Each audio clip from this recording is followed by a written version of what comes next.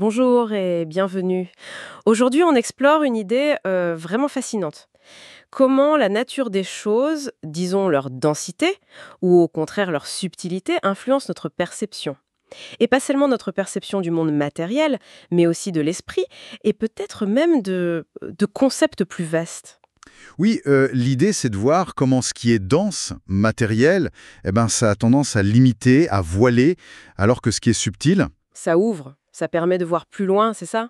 exactement, ça permet de pénétrer, de comprendre plus finement. On va essayer de voir ce que ça implique pour nous. Ok, alors, décomposons cela. Commençons par la base, le matériel, le dense. Ça a du mal à saisir le fin, le subtil. C'est ça. Prenez un mur bien épais. C'est l'exemple type de la densité qui bloque. On ne voit pas à travers, on ne passe pas. D'accord. À l'inverse, l'air, beaucoup plus subtil. Ça nous laisse passer, ça nous laisse voir. L'eau, c'est intéressant, c'est un peu entre les deux. Semi-dense, semi-subtil, quoi. Hmm. Ce qui est frappant, c'est cette corrélation.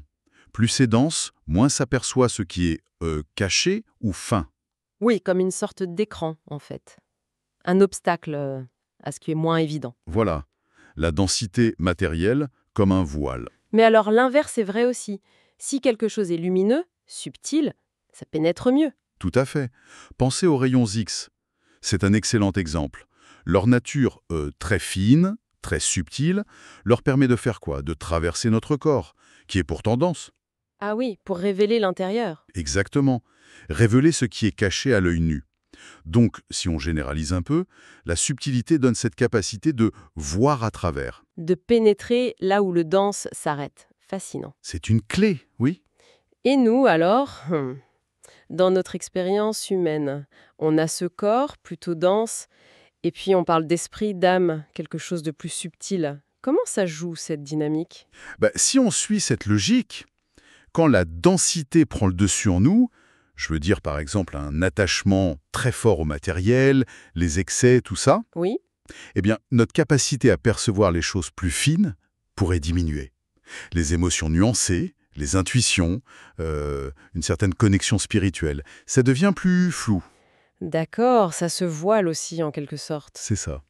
Et inversement, si on cultive une forme de subtilité intérieure, Comment? par la spiritualité, le détachement, Oui, par exemple. la méditation, la prière, une certaine discipline de vie, éviter ce qui alourdit l'esprit, tout ça pourrait affiner non seulement notre conscience, mais peut-être même rendre notre corps Plus léger. plus transparent. C'est l'idée qui est explorée, oui. Comme s'il devenait plus perméable, capable de percevoir au-delà du matériel immédiat. Certaines traditions parlent même de transcender les limites physiques habituelles par cet affinement. Et pour notre façon de penser, l'intellect, ça s'applique aussi. Tout à fait.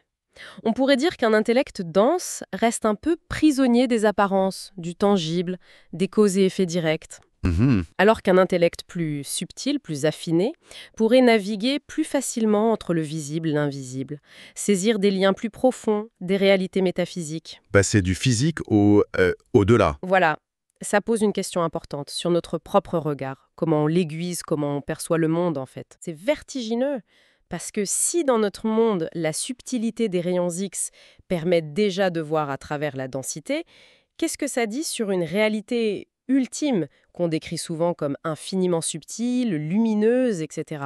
C'est là que le concept prend toute son ampleur. Si la subtilité est la clé pour pénétrer et connaître, alors une nature divine, si on l'imagine comme suprêmement subtile, sans aucune trace de densité, Oui, logiquement, elle engloberait tout. Elle pénétrerait tout. Elle connaîtrait tout, absolument tout, même le plus caché, le plus secret. donc l'omniprésence, l'omniscience, ce ne serait pas juste des pouvoirs, mais la conséquence de cette nature même. Exactement. La conséquence directe de cette absence totale de densité, de cette nature infiniment subtile, lumineuse et donc pénétrante. D'accord. Donc, si on résume un peu, la densité tend à voiler, à limiter.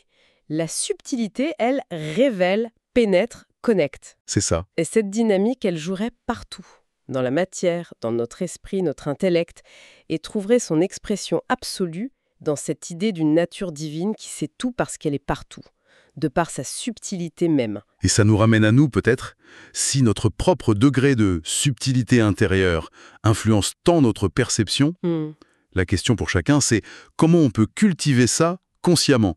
Qu'est-ce qui nous aide à affiner notre regard, notre connexion? C'est une belle piste de réflexion. Et j'ajoute une dernière petite pensée.